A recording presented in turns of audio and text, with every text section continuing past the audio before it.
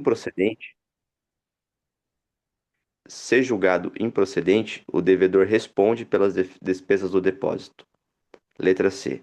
O credor só arca com despesas se houver pacto nesse sentido. Letra D. As despesas da consignação sempre devem ser rateadas. Letra E. As despesas devem ser assumidas pela parte que tiver mais patrimônio. Gabarito letra B. Se julgado improcedente, o devedor responde pelas despesas do depósito. Fundamento artigo 343. As despesas com depósito, quando julgado procedente, correrão à conta do credor e, em caso contrário, à conta do devedor. Muito obrigado, Denis. O que nós precisamos fazer aqui na análise do nosso enunciado? Estamos lendo o enunciado, precisamos ter a capacidade, pelos elementos conceituais que são colocados ali, de identificar qual é a área do direito que nós estamos tratando. Então, quando nós falamos em depósito judicial, nós já começamos a ser suspeitado do que se trata.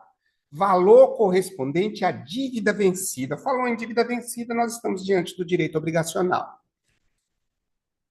Viu o juízo.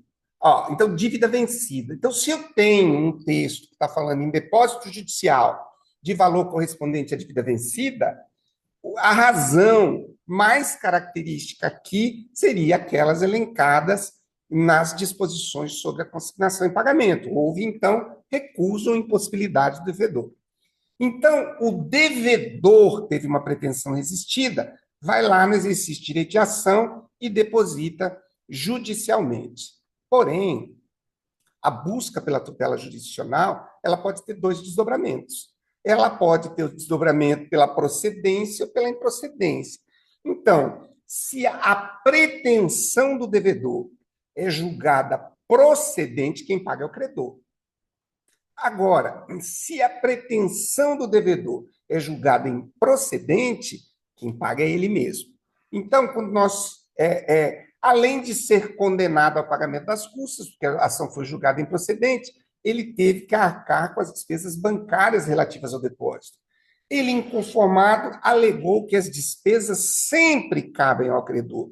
Já o artigo 343 diz que não é bem assim.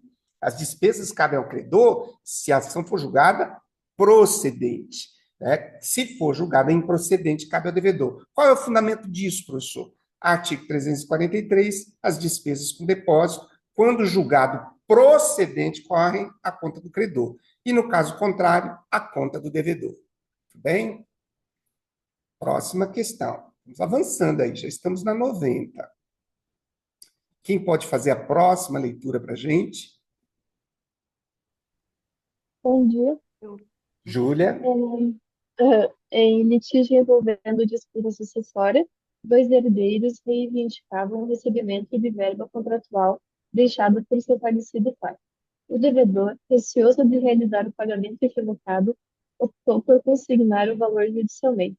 Um dos herdeiros alegou que, mesmo com o litígio, o devedor não poderia deixar de cumprir a obrigação, pois a cláusula contratual não previa consignação. Assinale a alternativa correta. Letra A. A consignação não é permitida se houver herdeiros identificados. B. O devedor deve escolher um dos credores e pagar sob risco de litígio posterior. C. A existência de litígio entre os pretendentes ao crédito autoriza a consignação. D. O contrato deve prever expressamente a hipótese de depósito judicial. E E.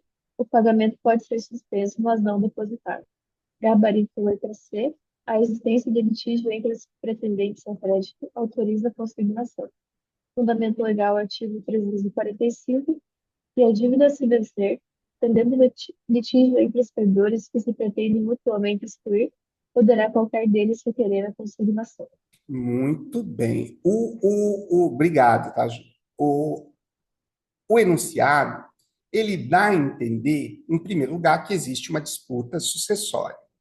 Né? São dois herdeiros reivindicando o recebimento de uma verba contratual deixada pelo seu falecido pai. O devedor, receoso de realizar o pagamento equivocado, optou por consignar o valor judicialmente. Um dos herdeiros alegou que, mesmo com o litígio, o devedor não poderia deixar de cumprir a obrigação, pois a cláusula contratual não previa consignação. A questão aqui traz uma situação que é o questionamento se uma cláusula sobre um contrato que não prevê a consignação em pagamento, né, ele pode, tendo em vista a criação de um obstáculo no pagamento por parte do devedor, fazer a promoção da consignação. Nós temos que ter em mente que a consignação em pagamento ela tem uma fundamentação legal, tá? A consignação em pagamento ela não decorre de uma convenção entre as partes, não faz parte do negócio jurídico a constituição, né, da possibilidade, através de uma cláusula, de se fazer consignação. É decorrente de autorização legal. Aqui o 345 diz exatamente isso. Se a dívida vencer, né, aqui não é o 345, né? Sim, se a dívida vencer, pendendo litígio. Não, né? Em litígio, vamos só analisar um pouquinho mais. Em litígio, havendo disputa sucessória, dois herdeiros. Só deixa eu ver uma coisa aqui. Só um pouquinho. Paciência de vocês.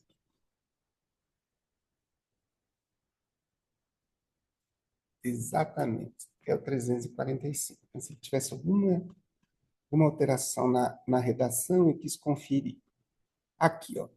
Então, se a dívida vencer pendendo litígio entre credores que se pretendem mutuamente excluir, poderá qualquer deles requerer a consignação. Tudo bem? Então, a existência de litígio entre os pretendentes ao crédito autoriza a consignação. Aqui na redação, observem comigo, se a dívida se vencer pendendo litígio entre credores que pretendem mutuamente se excluir, né, poderá qualquer deles requerer a consignação. Interessante a redação desse artigo 345, porque até o presente momento nós estamos construindo um raciocínio onde quem pretende, quem exerce a pretensão de fazer a consignação é o devedor, que teve a sua pretensão de pagar, o seu direito de pagar resistido. Mas a redação do 345 diz que se a dívida vencer, pendendo litígio entre credores que se pretendem mutuamente excluir, poderá qualquer deles requerer a consignação.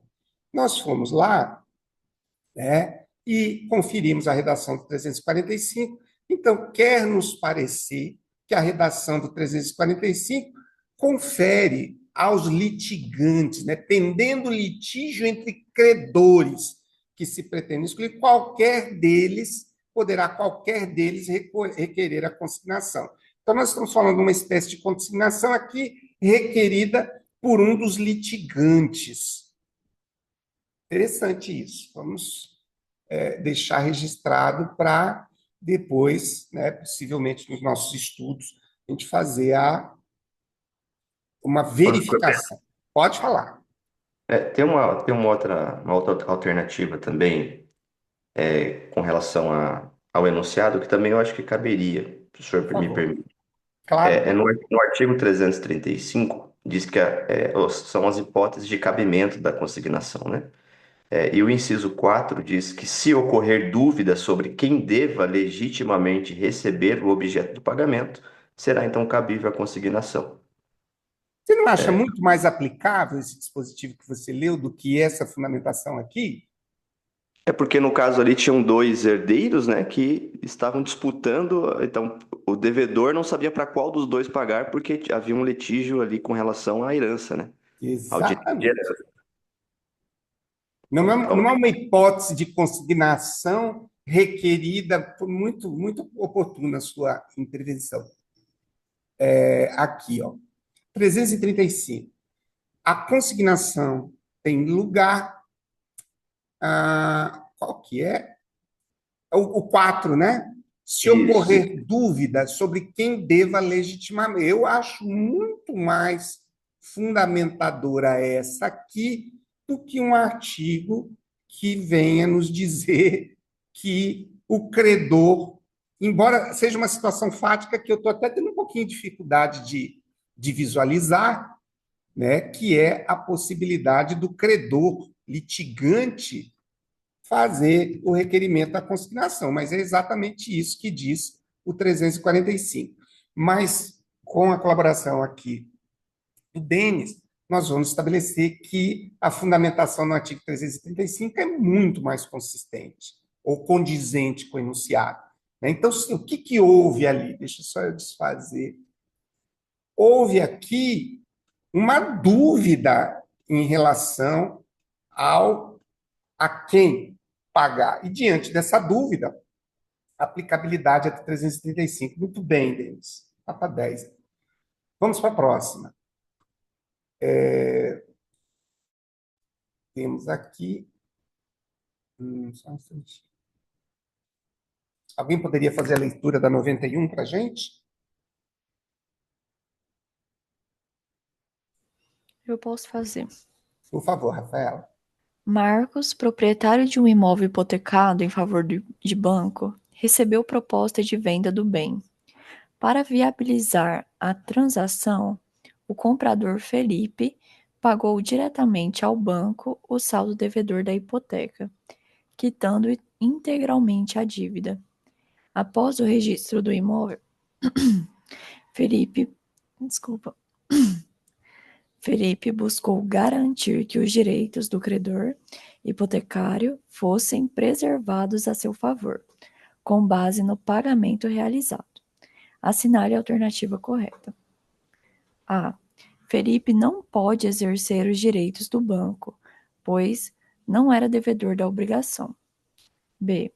A subrogação legal não se aplica a terceiros que não tenham interesse direto na dívida. C. O terceiro que paga a dívida hipotecária para proteger seu direito sobre o imóvel subroga-se pelo direito de pleno direito. Essa é a alternativa correta. Letra D.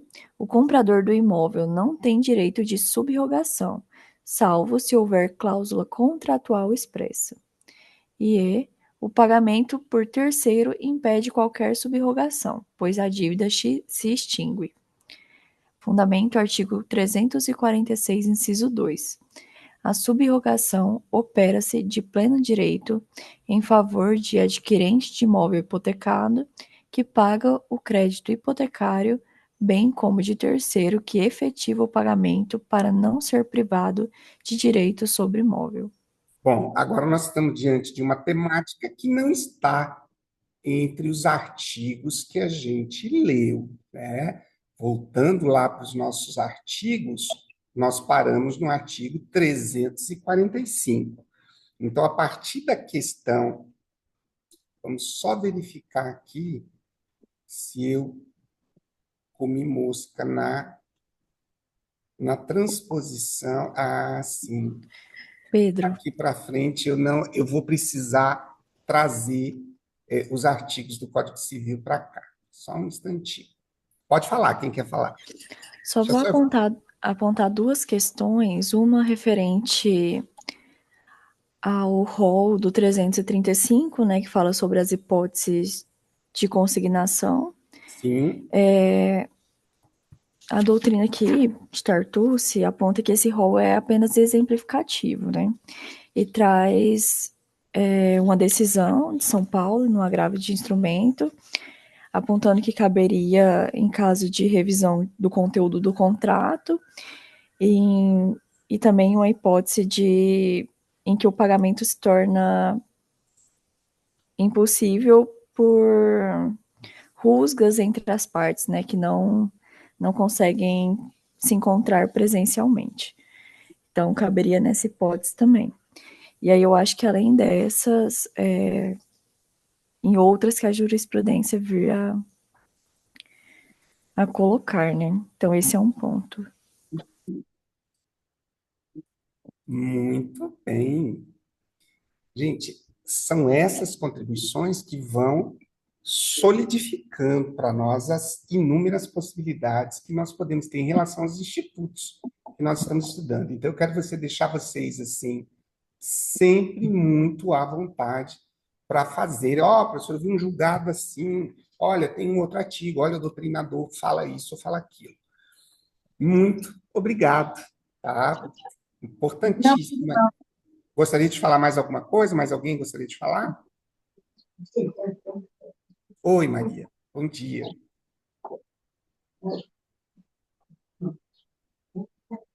Não está dando para te ouvir, Maria. Acho que o microfone está com problema.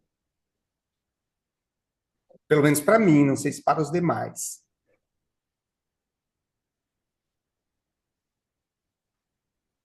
Bom, então vamos lá. Não estamos conseguindo ouvir a Maria. Pois, Maria, você pode tentar falar novamente para a gente ver se o problema do áudio resolveu. Vamos fazer a leitura aqui, antes de começarmos as questões, do capítulo, tá? Aqui, só um instantinho, é o capítulo 4, perdão. Capítulo 3, que é o pagamento com subrogação. Depois vem o 4, que é a imputação do pagamento. Então, vamos lá. O pagamento com subrogação, artigo 346. Olha só, nós estamos falando do adimplemento e aqui ainda falamos de pagamento.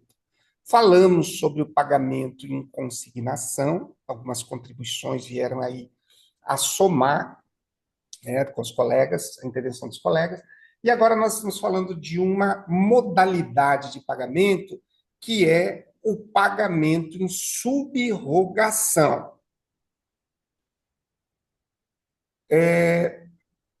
Vamos lá, artigo 346. A subrogação opera-se de pleno direito.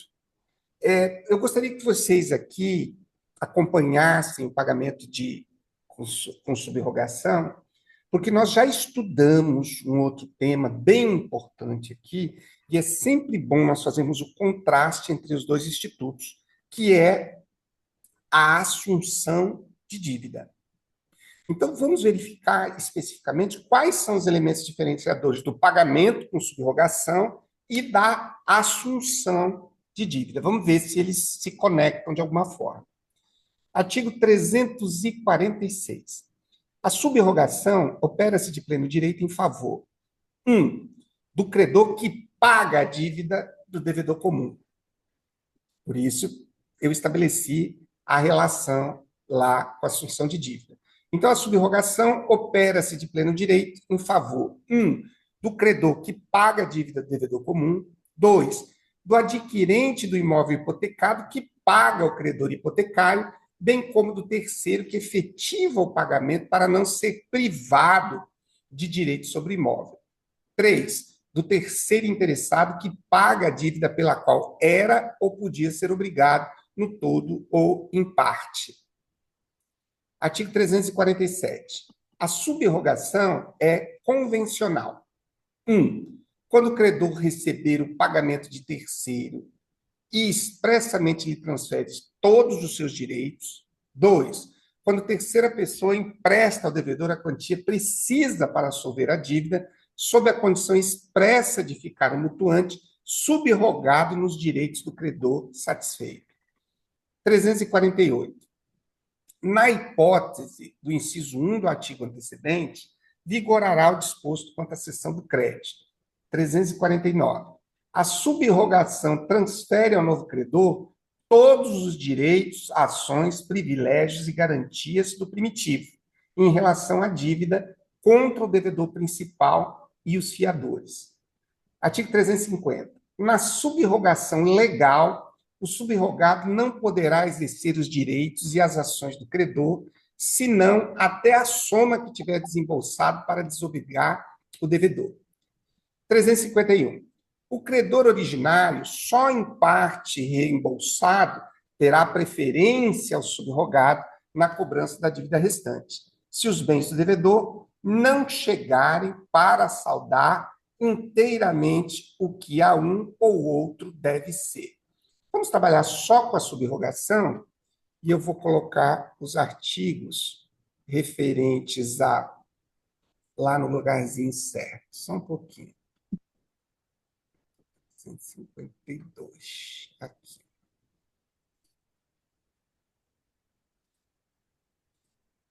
Já conseguiram chegar a uma conclusão da diferença entre assunção de dívida e pagamento por subrogação? Tem uma característica lá na assunção de dívida, deixa eu ver se eu consigo resgatar aqui. Bem interessante, no artigo 299, deixa só eu compartilhar a tela aqui com vocês. Aqui. O artigo 299 diz o seguinte: é facultado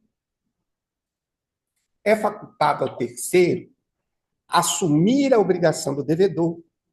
Olha só, é facultado ao terceiro assumir a obrigação do devedor com o consentimento expresso do credor, ficando exonerado o devedor primitivo, salvo se aquele, ao tempo da assunção, era insolvente e o credor ignorado. Parágrafo único. Qualquer das partes pode assinar prazo ao credor para que consinta na assunção de dívida. Se houver o silêncio, ele vai ser interpretado como recusa. 300. Salvo assentimento expresso do devedor primitivo, consideram-se extintas a partir da assunção de dívida as garantias especiais por ele originalmente dadas ao credor. 301. Se a substituição do devedor vier a ser anulada, restaura-se o débito com todas as garantias, salvo as garantias prestadas por terceiros, exceto se este conhecia o vício que inquinava a obrigação. Agora aqui, ó, chegamos no artigo que eu queria. O novo devedor não pode opor ao credor as exceções pessoais que competiam ao devedor primitivo. 303. O adquirente de imóvel hipotecado pode tomar a seu cargo o pagamento do crédito garantido, se o credor notificado não impugnar em 30 dias a transferência do débito, entender-se-á dado o assentimento. Um elemento chave para mim na diferenciação, e vocês podem apontar algumas outras, precisamos perguntar se na assunção de dívida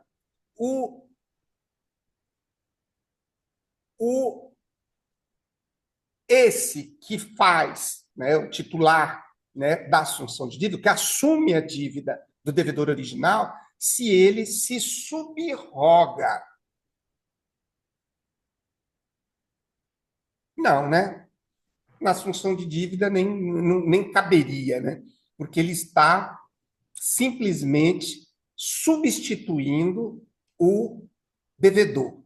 Mas então vamos voltar um pouquinho mais. Na seção de crédito, eu estou querendo encontrar um instituto que a gente leu dizendo que não assume a condição de credor. Deixa eu dar uma verificadinha rápida aqui, ver se eu consigo achar.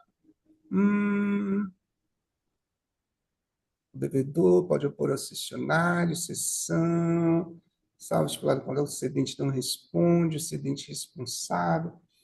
Deixa eu voltar um pouquinho. O credor pode ceder seu crédito, se esse não se puder na não poderá ser oposto, salvo disposição contrária, na cessão de crédito de todos os acessórios, é ineficaz, a transmissão, o cessionário de crédito tem o direito de fazer averbar, não tem eficácia em relação ao devedor, ocorrendo várias sessões, fica desobrigado.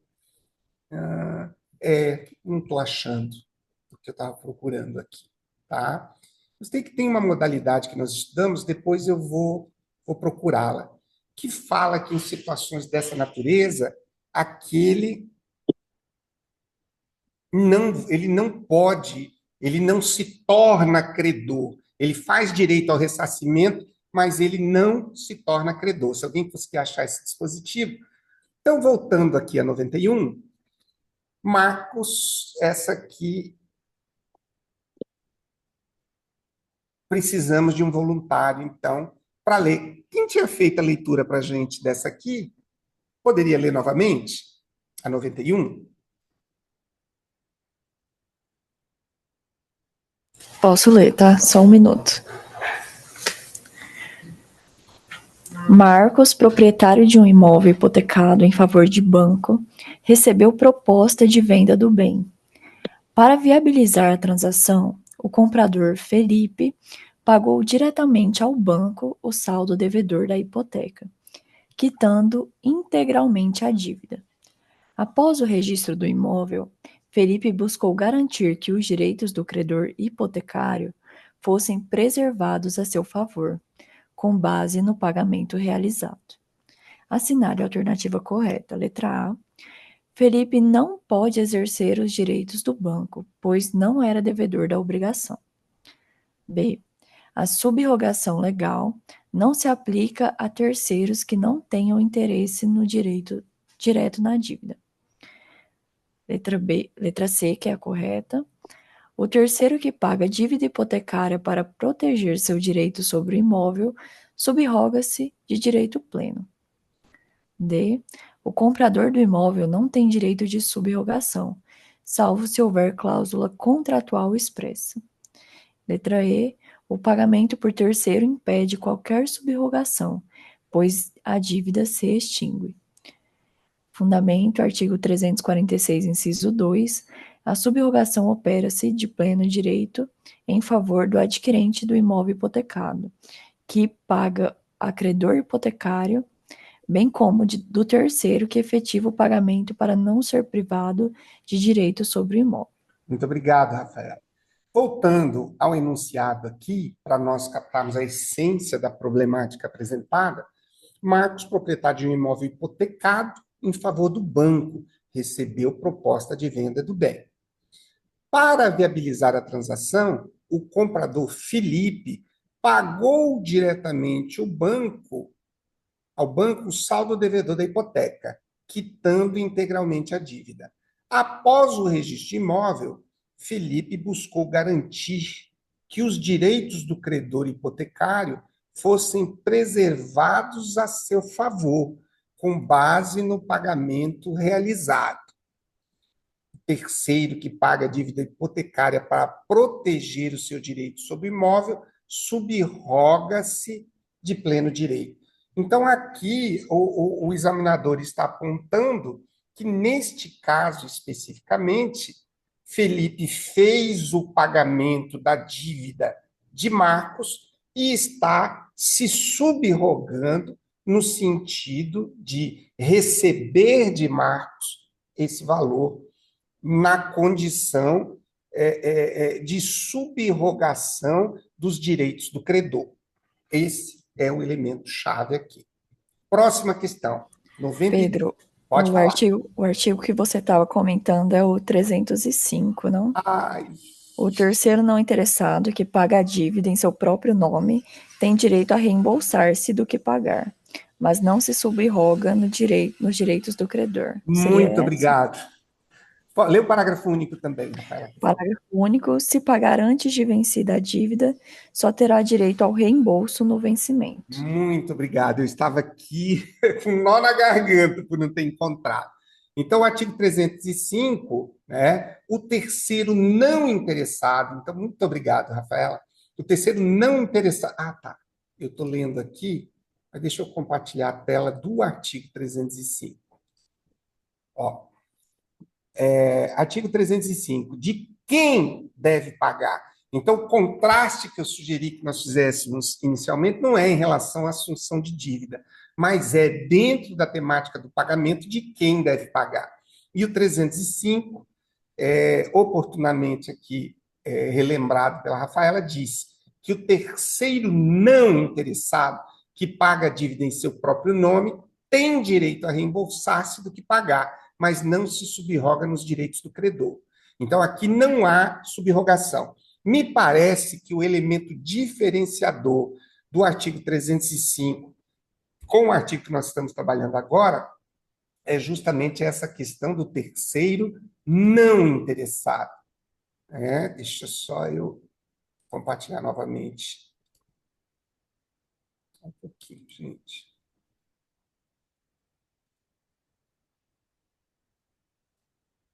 Deixa eu compartilhar novamente aqui as nossas questões para a gente prosseguir. Então, olha só, aqui nós estamos no 346, a subrrogação opera-se em pleno direito em favor do... Essa questão do terceiro não interessado não me parece que se encontra dentro das opções do 346. O que diz o 346? Que a subrrogação opera-se de pleno direito em favor de quem? Do credor que paga a dívida do devedor comum. 2, do adquirente do imóvel hipotecado que paga o credor hipotecário, bem como do terceiro que efetiva o pagamento para não ser privado de direito real. E o 3, do terceiro interessado que paga a dívida pela qual era ou podia ser obrigado no todo ou parte. Então, primeiro, nós estamos falando do credor. Segundo, nós estamos falando do adquirente. E terceiro, nós estamos falando do terceiro interessado. O 305 fala do pagamento do terceiro não interessado. Então, aqui a gente pode fazer um fechamento com a chave de ouro, que o terceiro interessado não se subroga por expressa ausência de previsão aqui no 346. Conseguimos fechar o raciocínio. Só um adendo, mas aqui na doutrina fala que a hipótese do 347, que é o convencional, seria hipótese de pagamento de terceiro não interessado na dívida. Você pode repetir, por favor, Rafael? A doutrina aponta que o 347, que é a subrrogação convencional, seria hipótese de pagamento de terceiro não interessado na dívida. Seria? O que vocês acham?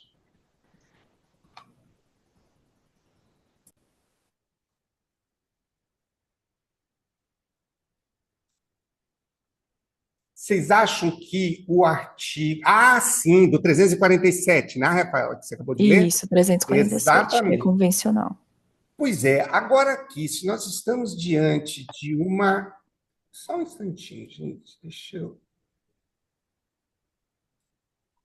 ver o que está acontecendo aqui. Só deixa eu melhorar a visualização. Tá bom. Então, o 347, qual seria a diferença? Só um pouquinho que está estranho aqui o meu compartilhamento aqui de tela. Gallery, e aqui, agora sim, tá? Então, é o seguinte, a gente vem aqui, no 346, nós temos a hipótese de subrrogação não convencional. No 347, nós temos a hipótese de subrrogação convencional. O que seria a subrrogação convencional? Aquela que decorre não da lei, mas, eventualmente, do negócio jurídico estabelecido pelas partes. O inciso 1. Quando o credor recebe o pagamento de terceiro e expressamente lhe transfere todos os seus direitos. 2. Quando terceira pessoa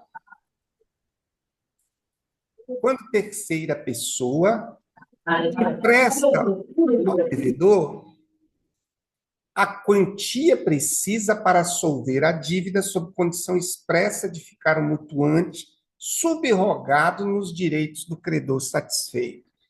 Rafaela trouxe para nós a questão de que o artigo 347 ele seria a hipótese de subrrogação do terceiro não interessado. Então, nós precisaríamos estabelecer uma distinção entre o 347 e o 305. Vocês se arriscam?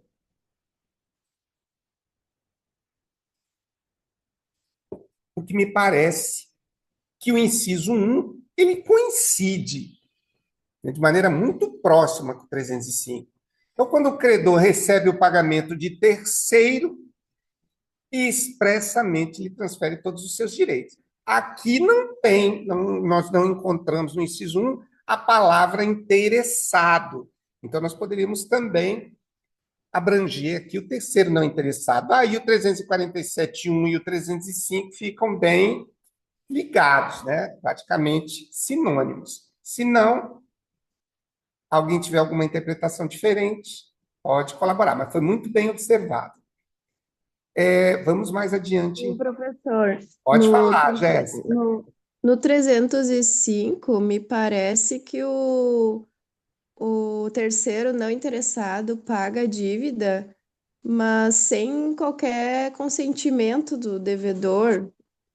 Diz o terceiro não interessado que paga a dívida em seu próprio nome. E ali no 347 parece, foi convencionado, e daí fala que essa terceira pessoa que empresta ao devedor, parece que foi uma coisa, como diz a própria palavra ali, convencionado entre Jéssica, eu o acho que você matou a devedor. charada. Não sei se Matou a eu charada. creio que seria essa a diferença. Talvez Sim, o credor lá no 300, o devedor no 305 nem foi avisado, sei lá. achei Parece que genial. esse, Genial não, sua esse observação. não interessado resolveu pagar por conta, assim. Justamente, Jéssica. O meu raciocínio não estava alcançando isso aí, você fechou a questão. Então, aqui no 347, nós temos a convenção. Você está recebendo de um terceiro não interessado, mas isso foi convencionado. Então, aí nós temos a subrogação. No 305, como a Jéssica muito bem salientou, nós temos o pagamento por um terceiro interessado, mas isso não decorre de uma convenção. Essa diferença aqui me convenceu. Muito obrigado, Jéssica. Vamos adiante, então. Então, o terceiro que paga a dívida hipotecária para proteger seu direito sobre o imóvel subroga-se de pleno direito. Vamos lá. 92. Gente, estudar sozinho direito às obrigações é algo, para mim, extremamente árduo. Tem sido bem proveitoso os nossos encontros. Alguém poderia ler o 92 para a gente?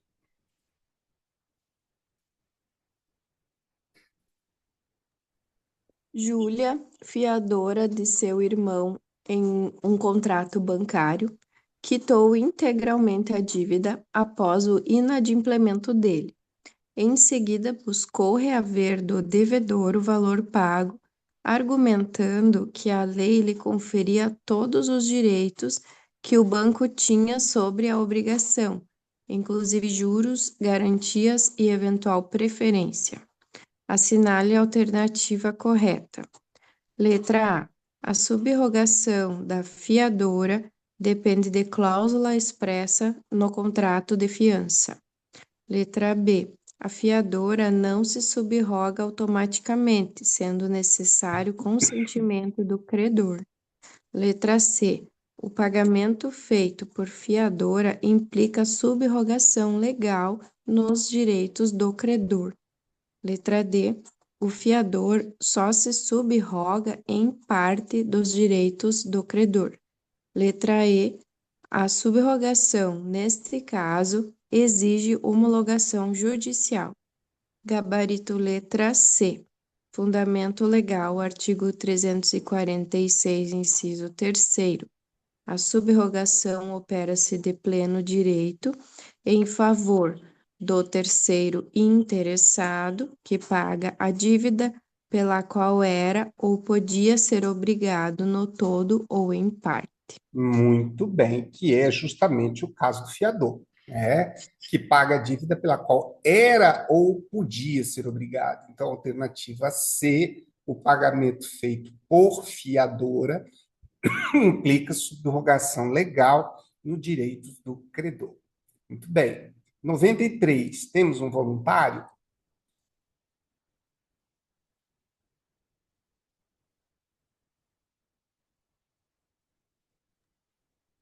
André emprestou a Carla a quantia exata para que esta quitasse uma dívida bancária, exigindo que, como condição, fosse subrogado nos direitos do banco.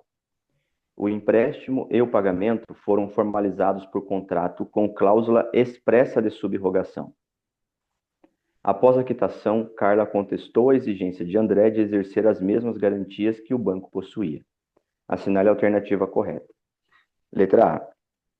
A cláusula de subrogação é inválida, pois apenas o credor pode transferir seus créditos.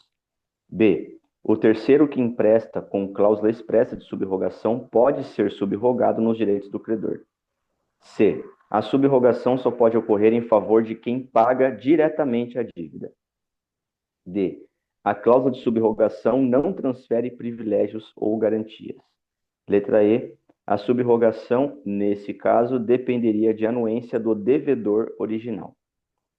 A gabarito letra B. O terceiro que empresta com cláusula expressa de subrogação pode ser subrogado nos direitos do credor. Fundamento artigo 347, inciso 2. A subrogação é convencional quando terceira pessoa empresta ao devedor a quantia precisa para solver a dívida, sob condição expressa de ficar o mutuante subrogado nos direitos do credor satisfeito. Muito bem. Olha que interessante aqui. Vamos reforçar as nossas estratégias de análise do enunciado. André emprestou a Carla a quantia do empréstimo, nós poderíamos entender aqui como um mútuo, né?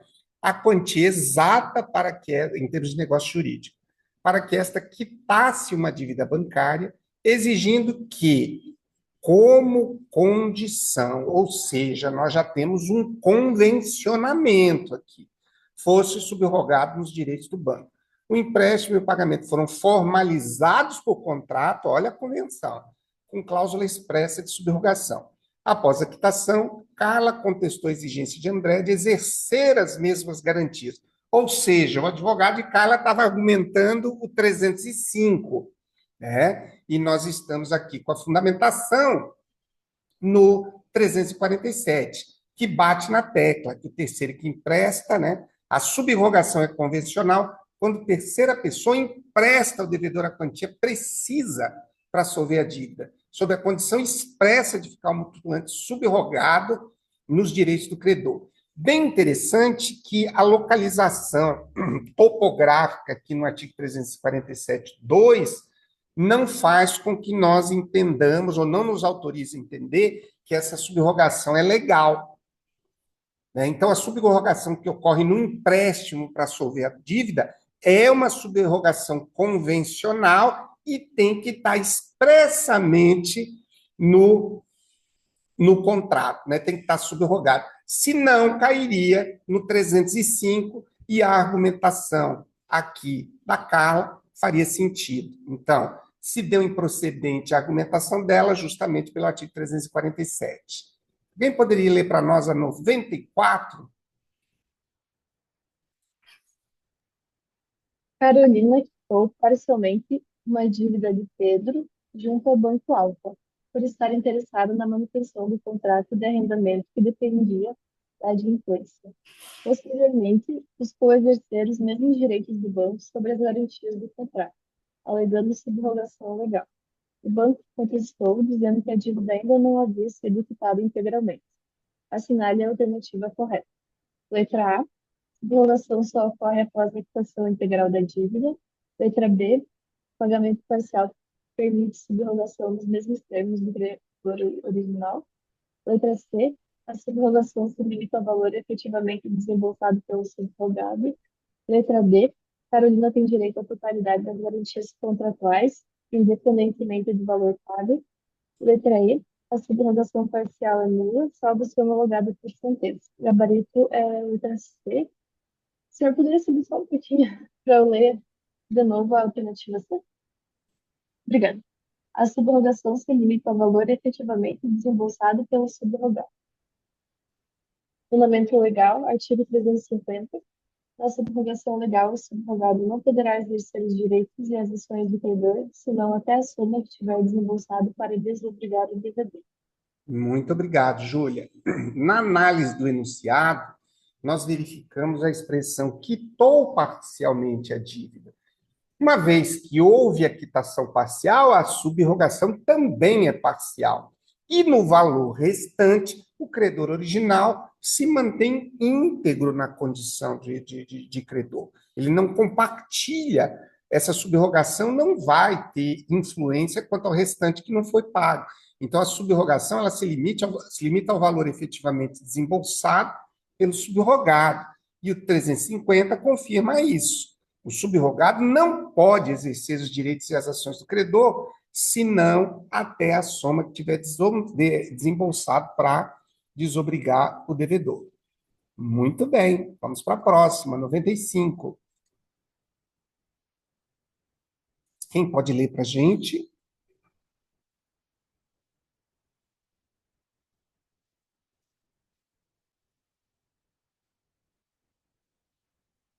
Coragem aí, gente. 11 guerreiros nessa batalha.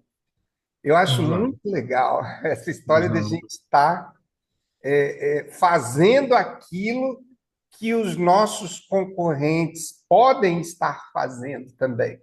Agora, o que nós precisamos lembrar é que mais do que o que nós estamos fazendo aqui, os nossos concorrentes não podem fazer. Então, nós estamos no jogo. Alguém pode ler, por favor? Pois não, professor, vou ler novamente. Lá, Éder, por favor. Ricardo, credor originário de dívida garantida por hipoteca, foi parcialmente reembolsado por terceiro interessado, que desejava evitar a execução sobre imóvel dado em garantia. Como ainda restava saldo da dívida, tanto Ricardo quanto o subrogado passaram a exigir o pagamento residual. Diante da insuficiência de bens do devedor, surgiu disputa sobre preferência no recebimento. Alternativa A. O subrogado terá preferência sobre o credor originário por ter pago o valor mais recente. Alternativa B.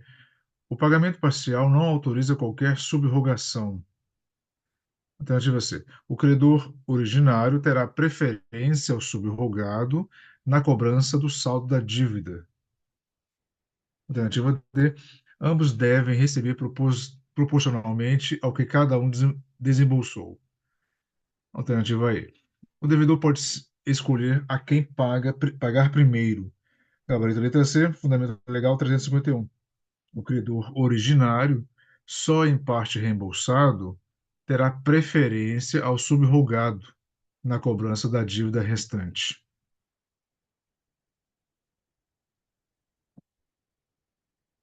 Sem seu áudio, professor.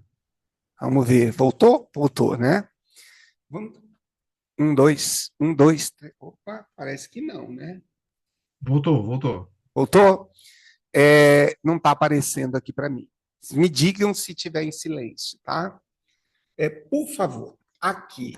Aqui está dizendo que o credor originário, só em parte reembolsado, terá preferência sobre o subrogado na cobrança da dívida restante. Olha, eu confesso a vocês que existe uma questão de lógica que precisa ser pontuada. Ora, o que diz o enunciado? Que o Ricardo é credor originário de dívida garantida por hipoteca. Ele foi parcialmente reembolsado por terceiro interessado, que desejava evitar a execução sobre o imóvel dado em garantia. Ora, se ele foi parcialmente reembolsado pelo terceiro interessado, os direitos de subrogação do terceiro interessado se dão exatamente sobre o valor que ele reembolsou.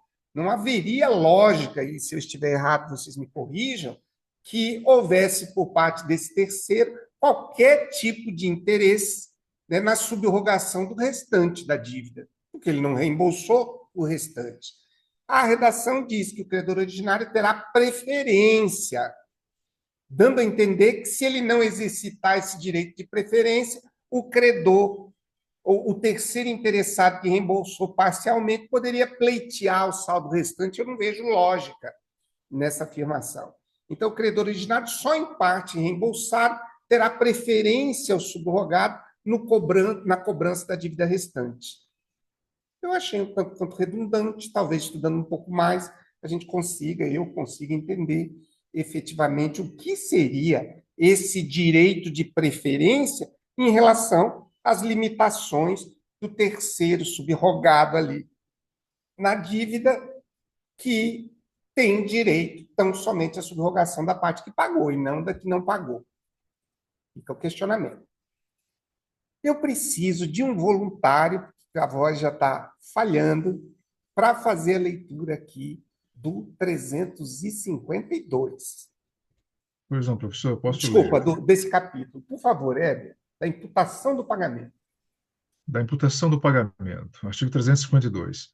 A pessoa obrigada por dois ou mais débitos da mesma natureza a um só credor tem o direito de indicar a qual deles oferece pagamento, se todos forem líquidos e vencidos. Artigo 353. Não tendo o devedor declarado em qual das dívidas líquidas e vencidas quer imputar o pagamento, se aceitar a quitação de uma delas, não terá direito a reclamar contra a imputação feita pelo credor, salvo provando haver ele cometido violência ou dolo. Artigo 354. Havendo o capital e juros, o pagamento imputar-se-á primeiro nos juros vencidos e depois no capital, salvo estipulação em contrário, ou se o credor passar a quitação por conta do capital. Artigo 355. Se o devedor não fizer a indicação do artigo 352 e a quitação for omissa quanto à imputação, esta se fará nas dívidas líquidas e vencidas em primeiro lugar. Se as dívidas forem todas líquidas e vencidas ao mesmo tempo, a imputação far-se-á na mais onerosa. Muito Bem obrigado, Hélio. complicado isso, né? Gente, então aqui nós vamos falar de um instituto que ele não é tão usual e que é possível que o senso comum e a nossa própria experiência com o direito resolvam. Então, vamos entender o que é a imputação do pagamento a partir da leitura que o Weber acabou de fazer. O artigo 352 diz o seguinte, que a pessoa obrigada por dois ou mais débitos da mesma natureza a um só credor tem o direito de indicar a qual deles oferece pagamento, se todos forem líquidos e vencidos. Repisando. 353. Não tendo o devedor declarado em qual das dívidas líquidas e vencidas quer imputar o pagamento, se aceitar a quitação de uma delas, não terá direito a reclamar contra a imputação feita pelo credor, salvo provando haver ele cometido violência ou dolo. 354. Havendo capital e juros, o pagamento imputar-se-á primeiro nos juros vencidos e depois no capital, salvo estipulação em contrário, ou se o credor passar a quitação por conta do capital. Se o devedor não fizer a indicação do 352 e a quitação for omissa quanto à imputação, esta se fará nas dívidas líquidas e vencidas em primeiro lugar.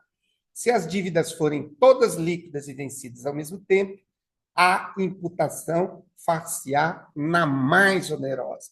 Então, aqui nós tiramos uma concepção bem clara do que é a imputação do pagamento. É a pluralidade de débitos da mesma natureza em relação a um só credor.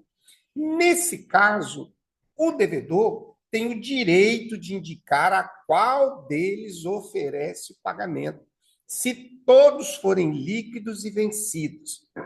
Qual seria a situação fática real? Um Pois é, né, devedor. professor? Esse é um daqueles dispositivos que a gente tem dificuldade de ver uma aplicação prática, não? Nisso aí. Exatamente.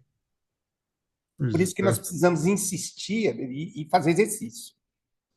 Tá? Porque, de repente, num primeiro momento, é algo que não faz parte assim, né, do dia a dia. Então, aqui, a possibilidade da imputação de pagamento é justamente essa possibilidade concreta que compete ao credor de escolher qual dívida, porque qual seria uma situação fática que poderia ocorrer? Se existe um devedor com 3 débitos de mesma natureza vencidas em relação ao credor, um débito de 10 mil, um de 20 mil e um de 30 mil. Ele quer pagar o de 10 mil e o credor quer que ele pague o de 30. Quem é que tem direito pelo artigo 352? Quem é que tem direito de escolher qual débito vai ser pago?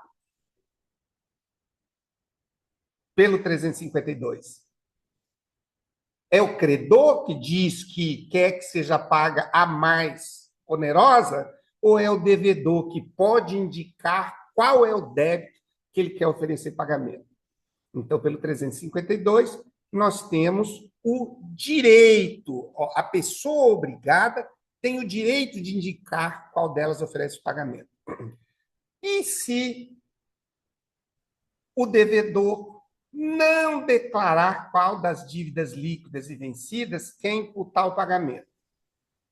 Não tendo o devedor declarado em qual das dívidas líquidas e vencidas quer imputar o pagamento, se aceitar a quitação de uma delas, não terá direito contra...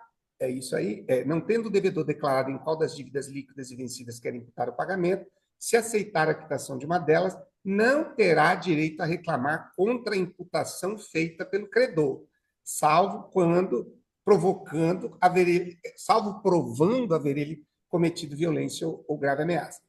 Nesse caso aqui, eu acho que só faria sentido 353 se nós tivéssemos dívidas de mesmo valor. Porque se tiver uma dívida de 10, uma de 20, uma de 30, e ele pagar 10, não é razoável a gente achar que o credor vai fazer a quitação da de 30, né? Então, nós precisaríamos ter dívidas equivalentes. Então, se ele não declara qual das dívidas quer imputar o pagamento, se ele aceitar a quitação de uma delas, não terá direito a reclamar contra a imputação feita pelo credor, salvo provando haver ele cometido violência. 354, acho que vale a pena a gente pisar mais um pouquinho. Havendo capital e juros, o pagamento imputar-se-á primeiro nos juros vencidos e depois no capital, salvo estipulação em contrário, ou se o credor passar a quitação por conta do capital. Vamos mais adiante. Se alguém quiser falar, ou se alguém quiser ler, por favor. Acho que nós vamos conseguir chegar na 100. Posso ler a questão? Por favor, Hebe. Júlia devia ao banco 3 empréstimos distintos, todos vencidos e líquidos, com valores equivalentes. Ao comparecer para efetuar um pagamento parcial, indicou expressamente que queria quitar o contrato referente ao financiamento empresarial por considerá-lo mais urgente. O banco recebeu o valor e emitiu quitação específica. Alternativa A. A escolha do contrato a ser quitado cabe ao banco, salvo se houver cláusula expressa. B. O pagamento parcial deve ser imputado proporcionalmente às dívidas existentes. C. Júlio tinha o direito de indicar a qual das dívidas líquidas e vencidas destinava o pagamento. D. O banco pode recusar a imputação feita pelo devedor, ainda que expressa. C. A imputação é sempre feita na dívida mais antiga, independentemente da vontade do devedor. O gabarito da alternativa C. A pessoa obrigada por 2 ou mais débitos da mesma natureza a um só credor tem o direito de indicar a qual deles oferece pagamento, se todos forem líquidos e vencidos. Professor, me permite uma observação? Sim. Porque é interessante o seguinte, porque pela lógica, inclusive eu ia até questionar, nesses dispositivos ali não fala de questão cronológica, né? A dívida, pela lógica, a dívida mais antiga deveria ser paga. O credor teria interesse que a dívida mais antiga fosse paga, né? Então, mas a lei não diz isso, né? Não fala de critério cronológico. Me parece então, que, independentemente da ordem dos débitos, o devedor tem o direito de escolher, né, a qual dívida pagar, não é isso? Exatamente. Ainda complementando o que você acabou de falar, eu não vi no 352 falando também da necessidade de que as dívidas fossem equivalentes, né? O enunciado traz 3 empréstimos distintos, todos vencidos e líquidos com valores equivalentes. Eu fiz esse comentário, Heber, por quê? Porque nós precisamos visualizar porque quer parecer, assim, de forma superficial, que 3 dívidas vencidas de valores equivalentes seriam dívidas indistintas, não faria diferença alguma pagar uma ou outra, porque elas têm os mesmos valores, né? Mas aqui, pelo enunciado, nós verificamos que, embora as dívidas possam ter valor equivalentes, A razão, né, a natureza delas, a origem delas pode ser diferente. Eu posso ter uma dívida equivalente a outra, mas uma é de caráter empresarial, outra de caráter pessoal. Então, existe justificativa para o credor escolher, tanto pela possibilidade das dívidas terem valores diferentes, quanto pela possibilidade delas serem equivalentes, mas terem origens diferenciadas. Mas o que você falou, voltando especificamente, Heber, é extremamente relevante, né? Aqui, para o legislador, o que é determinante é a dívida ser líquida e vencida, não necessariamente quando ela foi vencida. Né? Então, isso permite ao credor escolher uma dívida mais antiga, uma dívida mais nova, desde que vencida. Bem interessante. Obrigada, Ieder. 97. Quem pode fazer a leitura para a gente?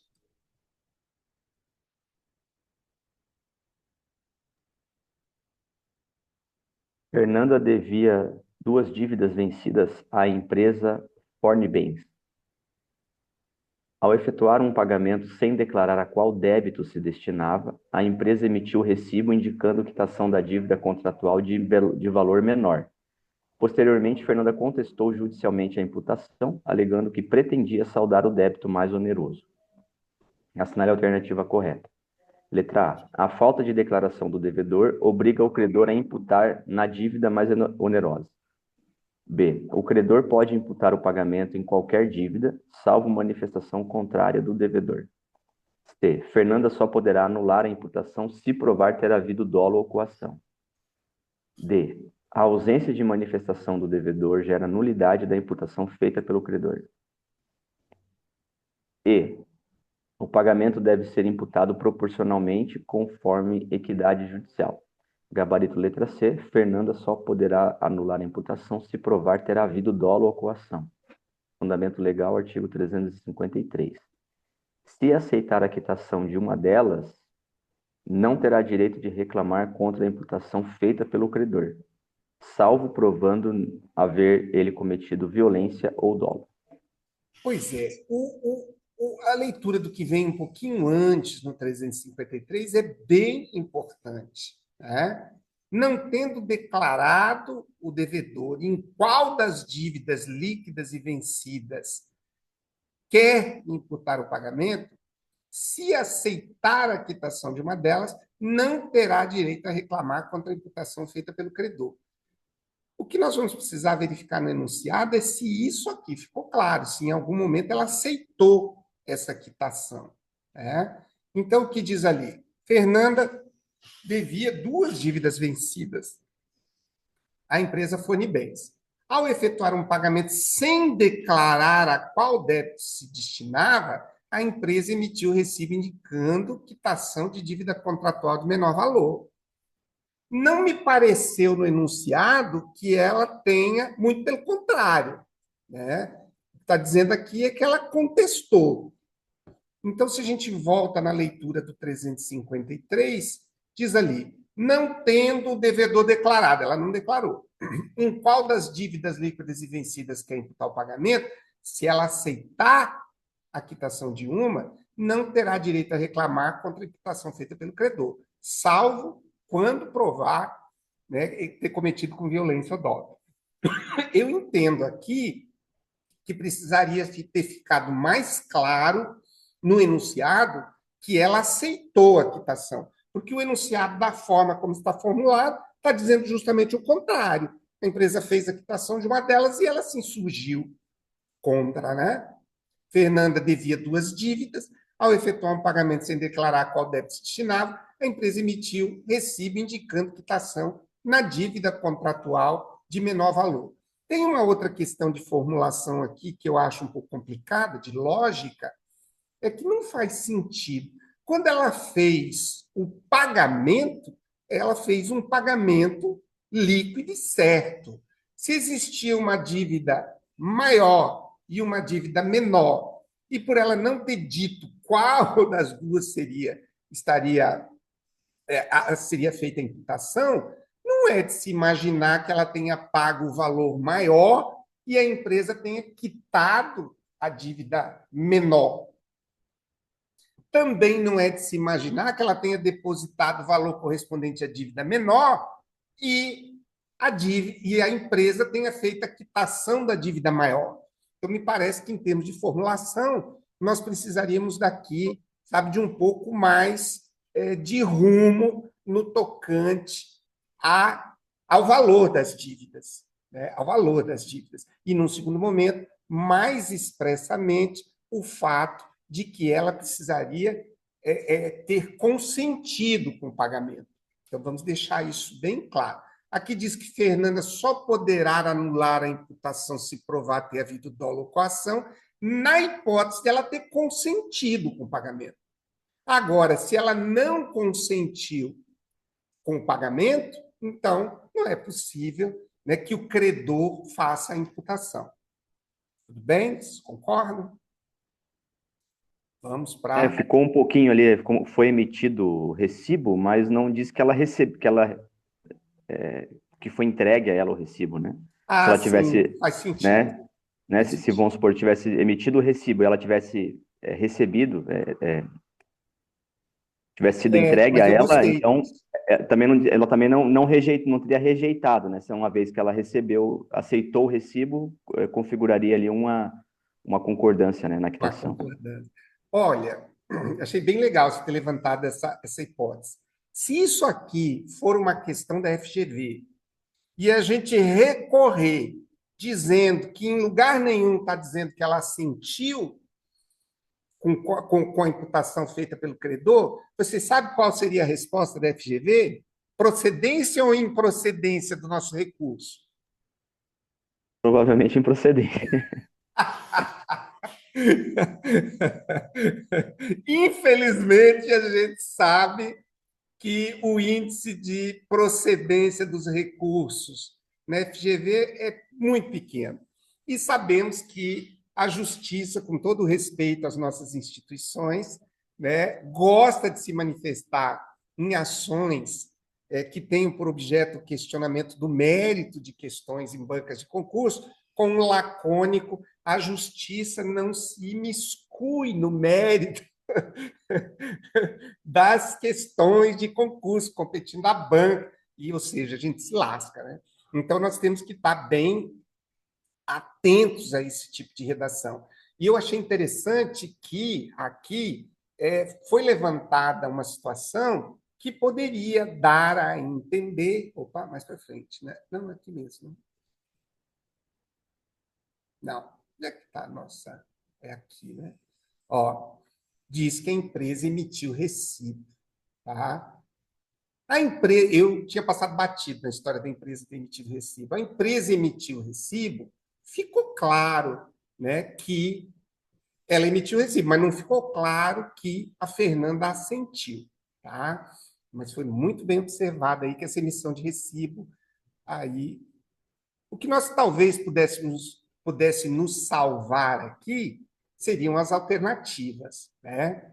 Se eu estou em dúvida se a emissão de recibo pela empresa foi conhecida ou não pela Fernanda, porque isso muda o rumo interpretativo da questão, eu preciso vir para as alternativas e entender se haveria alguma alternativa, uma alternativa voltada para o fato dela ter tomado conhecimento e uma alternativa voltada para o fato dela não ter tomado conhecimento.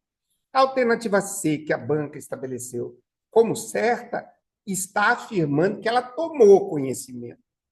Se ela não tivesse tomado conhecimento, nós teríamos uma alternativa que resolveria a questão?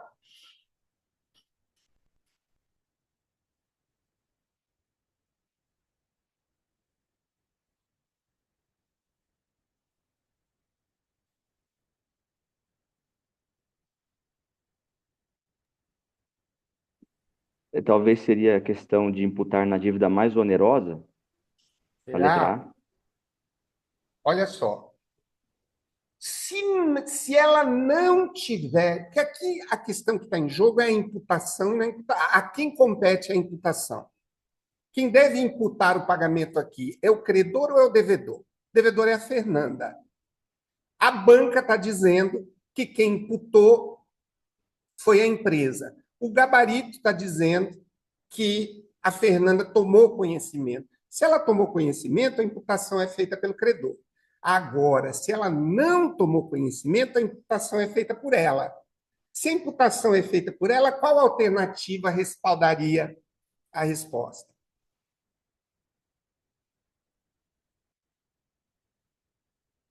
O que diz a letra D? Né? Ó, a ausência de manifestação do devedor, que é a hipótese alternativa, gera nulidade da imputação feita pelo credor. Então, esse tipo de questão aqui, saber se ela tomou conhecimento ou não, é fundamental. A banca entendeu que a emissão de recibo só faz sentido se for, né, para ela tomar conhecimento. Nós não entendemos necessariamente assim, podemos embarcar na alternativa D e dar-lhe recurso. Né? Bom, vamos para a próxima, 98. Estamos chegando na 100. Eu falei na mais onerosa, professor. Desculpe por favor, Denis. Eu falei na mais onerosa, veja comigo aqui o 355. Ele fala assim, se o devedor não fizer a indicação do 352 e a quitação for omissa quanto à imputação, no caso ali ele indicou, né, Não, mas eu gostei. Qual seria, no caso do enunciado, ele indicou que a quitação era da dívida menor, né? Mas ele fala que se a quitação for omissa quanto à imputação, essa se fará nas dívidas líquidas e vencidas em primeiro lugar. Então, se pressupõe a quitação das dívidas que venceram primeiro. Se as dívidas forem todas líquidas e dívidas ao mesmo tempo, a imputação far-se-á na mais onerosa. Por isso que eu lembrei da mais onerosa ali, que eu imaginei que poderia ser a letra A. Perfeito, muito bem justificado, e eu acho que a gente precisa dar uma atenção um pouquinho maior para 355, né? Se o devedor não fizer a indicação, é o caso, ela não fez, né? E a quitação for omissa, você foi brilhante na sua colocação, né? A nossa quitação não é omissa, mas e se fosse? Se ela fosse omissa quanto à imputação, haveria uma imputação, não uma imputação por parte do credor, mas uma imputação legal. Qual é a imputação legal aqui? Essa se fará nas dívidas líquidas e vencidas em primeiro lugar, as mais antigas, né? Agora, se as dívidas forem todas líquidas e vencidas ao mesmo tempo, a imputação far-se-á na mais onerosa. Achei muito legal ter voltado nesse ponto, que era um ponto que a gente não tinha reforçado. Vamos para 99? Quem pode ler para nós?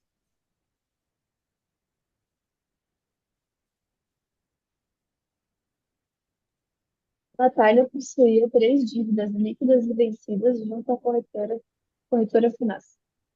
Ao efetuar o pagamento parcial, não indicou qual delas pretendia quitar. O recibo emitido também era omisso quanto à imputação. Diante da desculpa, a corretora aplicou o pagamento da dívida mais antiga. Natália, porém, alegou que a dívida mais recente era mais onerosa. Assinale a alternativa correta.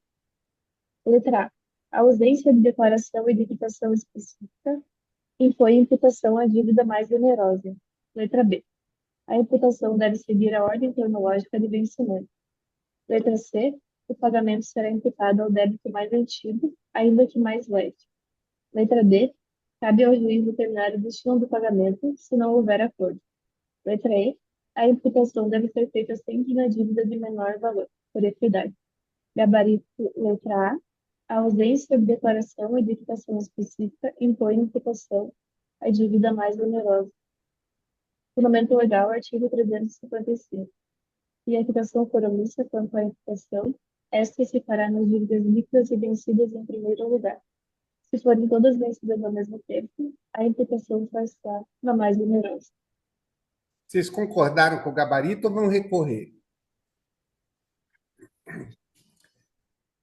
Natália possuía 3 dívidas líquidas e vencidas. Até aqui não entregou nada, só entregou a liquidez e o fato delas estarem vencidas, a inadimplência. Ao efetuar o pagamento parcial, tanto que nós poderíamos entender aqui como pagamento parcial, como o não pagamento das 3, né? Não indicou qual delas pretendia quitar, ou seja, não houve indicação. O recibo emitido também era omisso quanto à imputação. Então, não houve imputação por parte do devedor, não houve imputação por parte do recibo, Não foi feito o pagamento integral, foi feito o pagamento parcial, ou seja, de uma ou de duas. Diante da disputa, a corretora aplicou o pagamento à dívida mais antiga. Natália, porém, alegou que a dívida mais recente era mais onerosa. Possivelmente, talvez ela quisesse pagar essa mais recente. O examinador diz que, na ausência de declaração e de quitação específica, é imposto a imputação à dívida mais onerosa, em primeiro lugar ou em segundo lugar? Segundo, Muito bem. Em segundo, em primeiro lugar, qual é a imputação? É a dívida mais antiga, né? O que É, que diz? ele fala que seria a dívida vencida em primeiro lugar. A dívida que venceu primeiro. A dívida que venceu. Mas a dívida que venceu primeiro não seria a mais antiga? Sim, exatamente.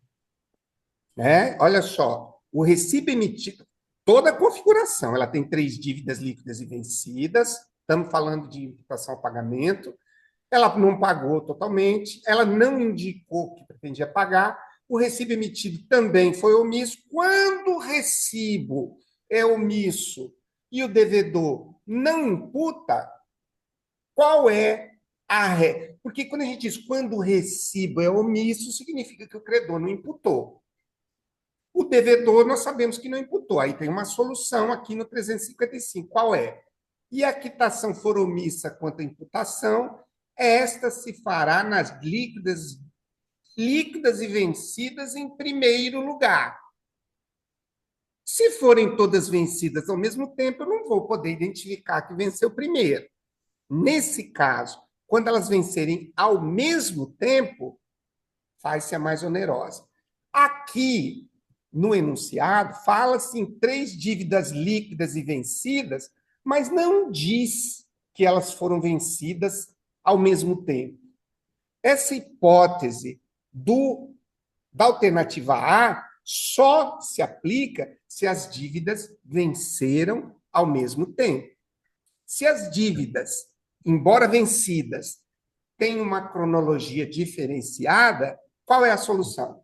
É o primeiro critério, né, professor? Eu acho que a letra C seria mais correta, né? O Alternativa que C. diz a letra C? O pagamento será imputado ao débito mais antigo, ainda que mais leve. Eu também acho. Agora, nós não temos a informação se as dívidas foram vencidas ao mesmo tempo ou elas têm cronologia diferente.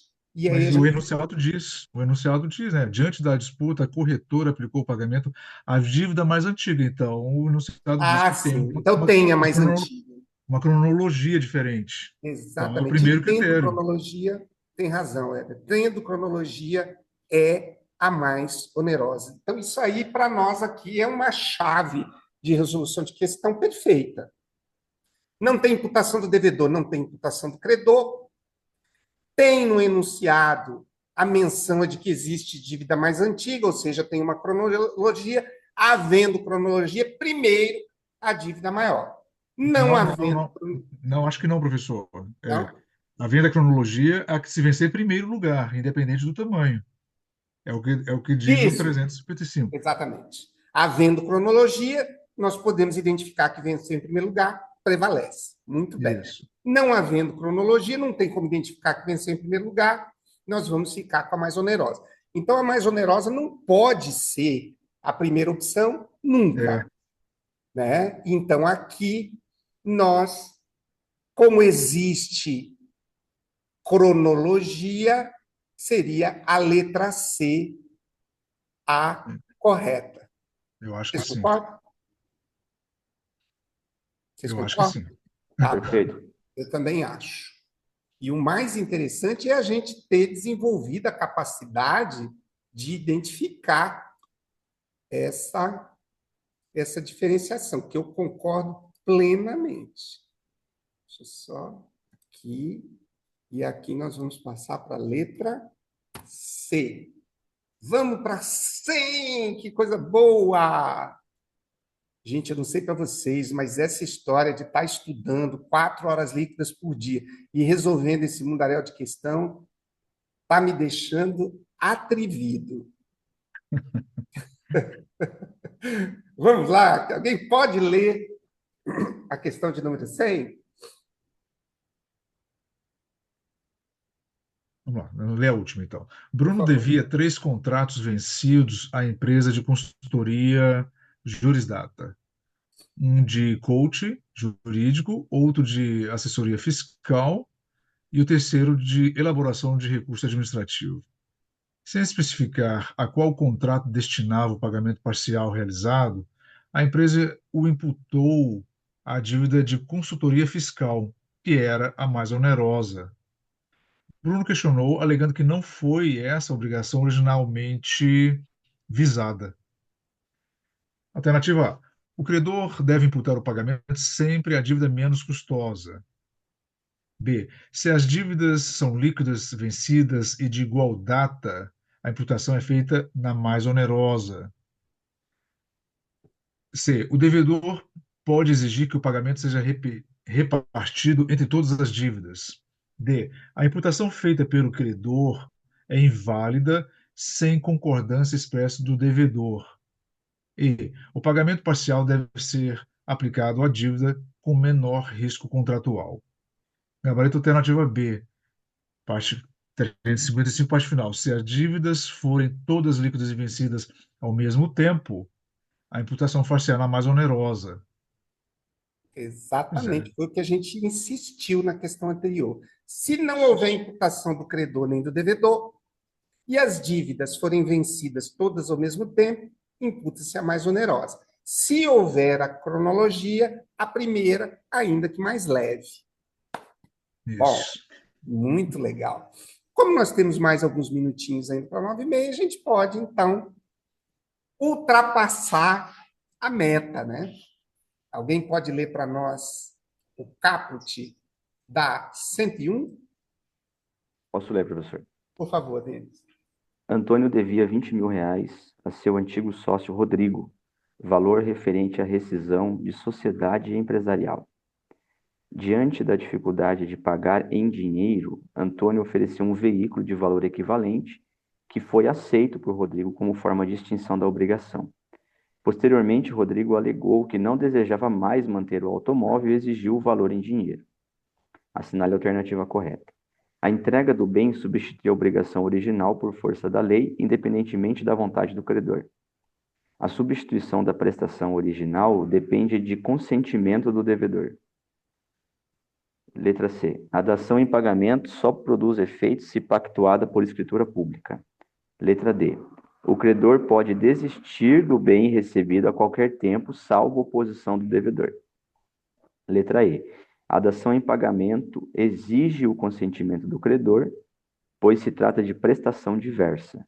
Gabarito letra E, fundamento artigo 356. O credor pode consentir em receber prestação diversa da que lhe é devida. Denis, eu não interrompi a leitura por uma razão.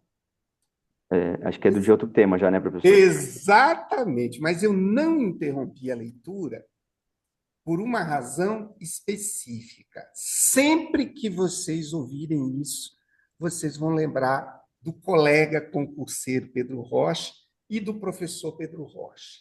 A insistência que eu faço e o quanto isso me emancipou em termos de responsabilidade, de diferenciar uma prova difícil de uma prova para a qual eu não estudei.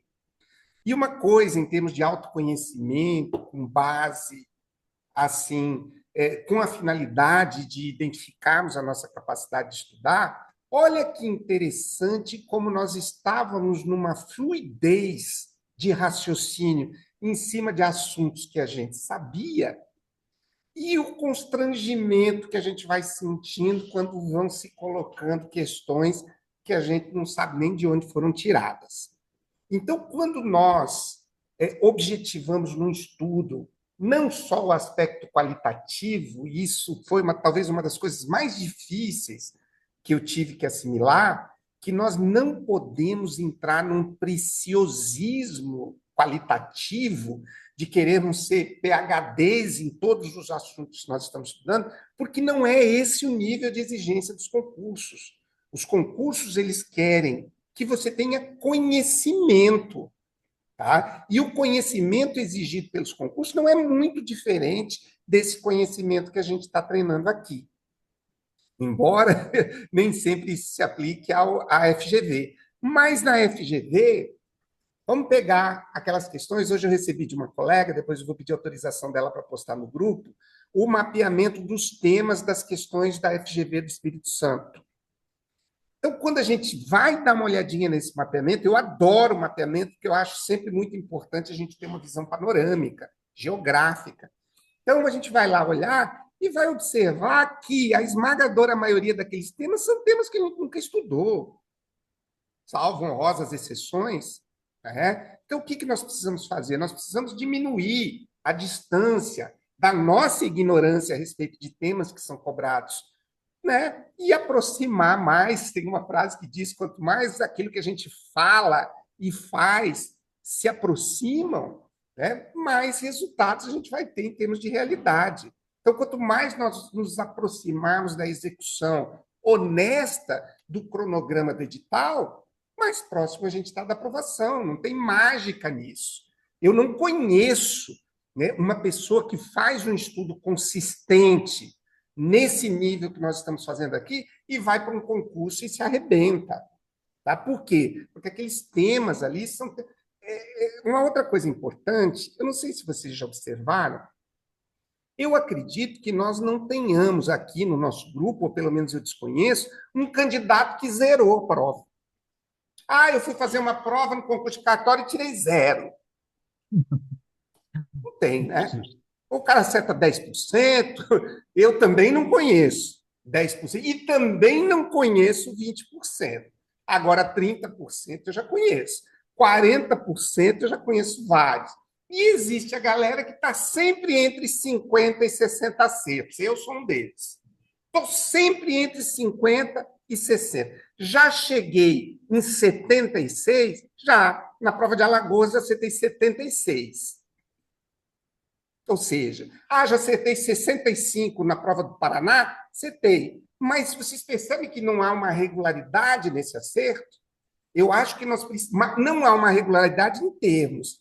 Isso significa que esse desempenho aí me coloca dentro do grupo que está sempre acertando 50%. Se estudar ou não estudar, vai lá e acerta 50% da prova. Isso significa que o que está faltando para a gente sair dos 50% e ir para os 60%, para os 70%, que eu considero o desempenho aceitável para um candidato que está estudando. Sabe? O desempenho aceitável para quem está estudando de verdade é acima de 70 acertos. Por quê? Porque é uma média de acertos que coloca a gente numa zona de tranquilidade. Quando a nossa média de acerto está ali 62, 65, a preocupação da gente ficar dentro da nota de corte é imensa. Existem concursos, como o de São Paulo, que mesmo 70% de acerto não garante que a gente vai para a segunda fase. Então, nós temos que objetivar sempre entrarmos num voo cruzeiro de desempenho, que nós possamos estar sempre entre 70 e 80, mas mais próximo do 80. Tá? Eu não acho que todos têm que concordar com o meu posicionamento, mas, para mim, o meu objetivo hoje é entrar numa zona de conforto e não numa zona de desespero. E um outro objetivo é sair daquela condição de ser aprovado, né, em um concurso de cartório, mas pelo menos dentro das 20 primeiras colocações. Que ser aprovado em 232 é lindo, é meritório. Poxa, a gente chegou numa prova oral, mas resolve muita coisa, muito pouca coisa em termos de atividade. Então, vamos fazer só leitura para encerrar aqui, da dação em pagamento. O credor pode consentir em receber prestação diversa da que lhe é devida, é permitido, determinado o preço da coisa dada em pagamento, as relações entre as partes, regulação pelas normas do contrato de compra e venda. 358, se for título de crédito, a coisa dada em pagamento, a transferência importará em cessão. E o artigo 359, se o credor for evicto da coisa recebida em pagamento, restabelecer-se-á a obrigação primitiva, ficando sem efeito a quitação dada, ressalvados os direitos de terceiros. Gostaria de abrir um espaço agora para vocês darem um feedback, darem sugestões, fazerem alguma pontuação em relação aos conteúdos que nós estamos estudando e vamos Eu deixar acho ótimo, honrados participar. professor. Primeiro, agradecer pela oportunidade. O professor, com ter essa bagagem toda, ter essa solidariedade de estudar com a gente, né, se colocando como que impede a igualdade. Obviamente, que o professor está muito à nossa frente, mas é muito estimulante isso, a participação dos colegas. E obrigações é aquele assunto que eu, particularmente, fico sempre, não, eu tenho que pegar uma hora, eu tenho que pegar esse tema para valer, e a gente fica sempre adiando. É muito difícil isso aqui. São muitas questões parecidas, temas parecidos. Por exemplo, agora, lendo esses dispositivos, né, da dação em pagamento, eu acabei de ver, eu sou advogado, né? Eu Sim. acabei de encontrar uma situação prática, num processo muito importante, processo caro, que eu estou defendendo, um polo passivo. Eu aleguei, é muito interessante, professor, me permita rapidamente. Sim, fique à vontade. Houve uma compra e venda, né, de imóveis de 2 milhões e poucos lá em Goiás. É, antes de qualquer inadimplemento, as partes decidiram, o vendedor deu o recibo dizendo que aceitava como pagamento cotas sociais do comprador, da empresa do comprador, né? Aí ele se arrependeu e ajuizou uma ação, chegou até a lavrar a escritura, se arrependeu e ela ajuizou uma ação objetivando a nulidade. E eu aleguei, na verdade, que houve, que é permitido, a jurisprudência permite você pagar uma dívida com cotas sociais. Eu aleguei permuta. Olha, o contrato era de compra e venda, mas na hora do recibo eles fizeram uma permuta por cotas sociais. Mas eu acho que eu acabei de ver que o dispositivo mais correto não seria nem alegar permuta, seria esse esse dispositivo aqui, né? O credor pode consentir do 356. O credor pode consentir em receber prestação diversa da que lhe é devida, embora ele tenha negado isso, né? Mas na prática foi isso que aconteceu. O, o credor, na hora de assinar o recibo, ele aceitou receber em cotas sociais. O professor enxerga assim, que seria mais apropriado do que alegar a, a, a permuta? Me parece que sim, Heber. Me parece que sim. Tem uma coisa, Heber, que essa sua fala me chamou muita atenção. Você lembra a brincadeirinha que eu fiz lá atrás do atrevimento? Que a gente começa a ficar mais atrevido Sim. quando começa. É isso que você está fazendo, sabe? E isso, durante um tempo da minha vida, eu fui, durante 12 anos, advogado criminalista, tá? Nossa. Então, eu bem do portão de cadeia mesmo, né? Aquela coisa típica. E é o seguinte, eu tive uma experiência semelhante, assim, de que chegou um determinado momento que ficou insustentável. Eu tive que ler, estudar direito penal, me tornei professor de direito penal e o processo penal também. E eu achei incrível como os meus resultados na advocacia aumentaram Sim, exponencialmente quando eu comecei a estudar, né? sim, Quando eu estava naquela fase assim né, de trabalhar com aquilo que eu tinha uma série de situações que eu acabava deixando de lado. Então, eu acho assim sensacional essa autonomia e essa, brincando, logicamente, essa arrogância que a gente começa a pegar quando a gente tem conhecimento de causa, a gente começa a falar grosso mesmo, começa a apresentar hipóteses, e isso, assim, no balcão do tabelionato, é genial. Às vezes você trabalha em comarcas onde tem mais de um tabelionato, que o cliente passa por dois tabelionatos onde não deram jeito na situação dele, ele chega no seu, você tem uma solução para ele, simplesmente pelo fato que você conhece mais o direito do que os outros delegatários ou prepostos que estão atendendo. Então, isso realmente eu acho que tem café no bule em relação à sua tese, Hélio. sim. De repente, Embora não pegar as altere, questões né? práticas. Porque o juiz é obrigado a conhecer o direito. Isso não é isso aqui que vai. O fato de eu ter alegado que houve uma permuta, ao invés de ter alegado que o credor consentiu em receber de forma diferente, não altera, né, o resultado. O fato é que houve, seja um ou outro, Exatamente. houve houve um pagamento, né? Mas, enfim, é estudar, tem que estudar, não tem segredo, né, Tem, professor? Tem tem que que estudar. estudar. E você quer ver para a gente se dar bem nas provas. Mais alguém gostaria de falar? Valeu, Heber, pela participação. Muito Sinta-se sempre à obrigado. vontade e bem-vindo. Então, da minha parte, só agradecer, professor, pela oportunidade, pela abertura. Eu acho que, da minha parte aqui, se eu estivesse em voo solo, não teria chegado nem na metade do que nós já alcançamos aqui.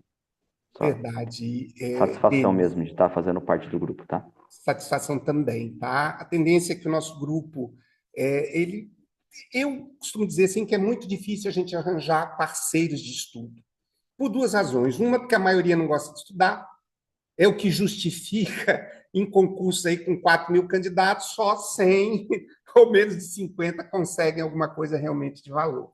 Ou seja, para estudar não é fácil. E também, às vezes, as pessoas não têm disponibilidade e existe um preconceito também. Sabe?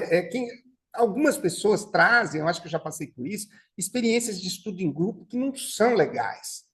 Né? Às vezes você pega, por exemplo, um moderador, que é só ele que fala, não dá espaço para ninguém, que fica se defendendo de todo posicionamento contrário, isso cria uma angústia. Então, eu vejo, assim, não que eu me ache melhor do que ninguém, mas a experiência docente na condução desse tipo de trabalho é muito importante.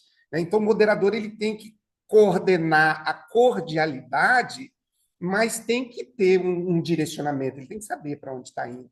Então, para mim, eu quero devolver todas as manifestações de vocês no sentido de estarem sendo beneficiados com a seguinte fala: eu me sinto um privilegiado e extremamente beneficiados com a companhia de vocês. Estar fazendo essa live hoje aqui sozinho seria possível para mim, porque eu tenho experiência, mas não teria a menor graça e eu acho que teria 70% menos de produtividade.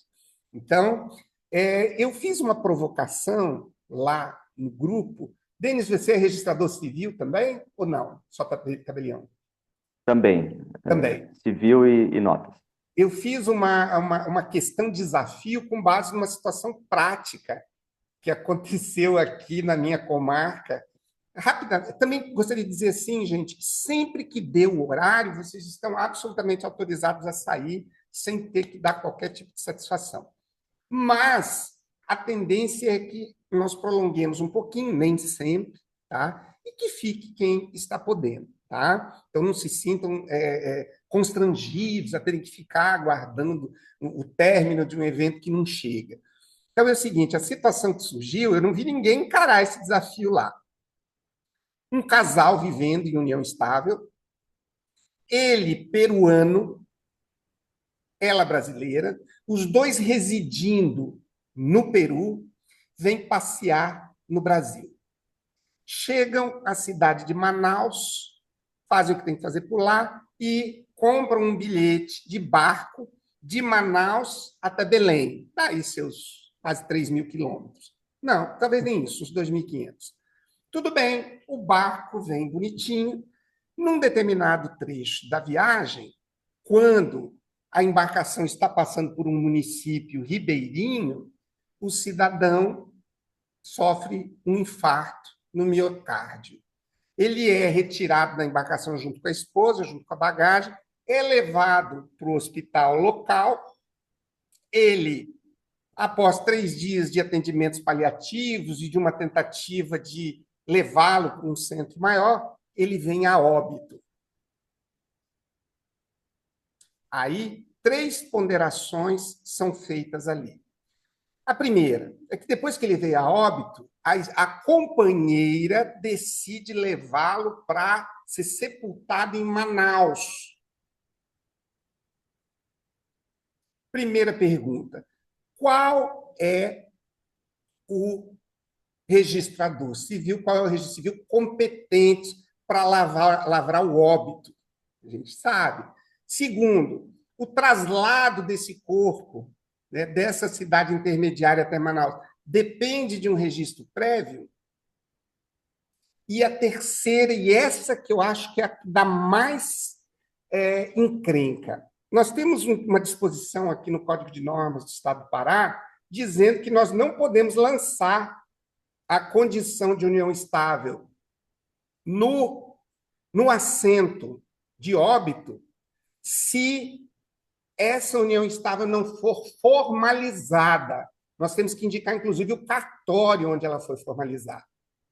E aí a pergunta é: a companheira pode declarar o óbito? Se eu disser que sim, eu sou obrigado a colocar na certidão de óbito que ela vivia em união estável. Aí a norma me proíbe de lançar a união estável se ela não for formalizada. Negar à companheira o direito de ser declarante numa condição de equiparação à pessoa casada me parece um abuso da interpretação jurídica, tendo em vista a equivalência que vem crescendo em todos os âmbitos entre o casamento. Então, criou-se aí uma situação de diferenciação muito forte entre a união estável formalizada e a união estável não formalizada. Então, eu convido vocês a darem uma olhadinha nessa questão, não precisam se manifestar no grupo, mas estudarem esses assuntos. Por quê? Porque é isso que vai desafiando a nossa experiência. Tudo bem, gente? Olha, grato aí pelo feedback, tá? E vamos aí nos fortalecendo para chegarmos lá na frente e abraçarmos o nosso objetivo com uma grande conquista. Um forte abraço para vocês. Hoje à noite prosseguimos em mais uma etapa da Lei de Parcelamento do Solo. Já estamos indo para 30 questões. Então, 100 questões de direitos e obrigações. 30 questões da Lei de Parcelamento do Solo. São 130 questões estudadas de sexta-feira para cá, só por uma decisão que a gente decidiu tomar, que para mim é a decisão mais realista que existe, que é o comprometimento com horas líquidas. Então, não, eu falo isso, tem gente que se sente insultado, pelo menos os professores que são coaches aí. Não venha falar comigo sobre técnica, método, estratégia, se você não falar comigo primeiro em horas líquidas. Primeiro eu quero saber se você consegue ter horas líquidas diárias. Se essas horas líquidas diárias forem no começo da conversa, já sabemos onde isso vai dar, como está hoje. Estamos na quarta-feira, com 130 questões de alta complexidade, dominadas, gravadas, e não deixem, por favor, de se inscrever no canal do GADEC, de assistirem, quando for possível, aí as nossas lives, e vamos fortalecendo esse projeto. Um forte abraço para vocês, nos vemos à noite, às 19h30, para falar sobre parcelamento do solo. Um forte abraço. Até mais, professor. Um excelente dia para a todos, vocês. colegas.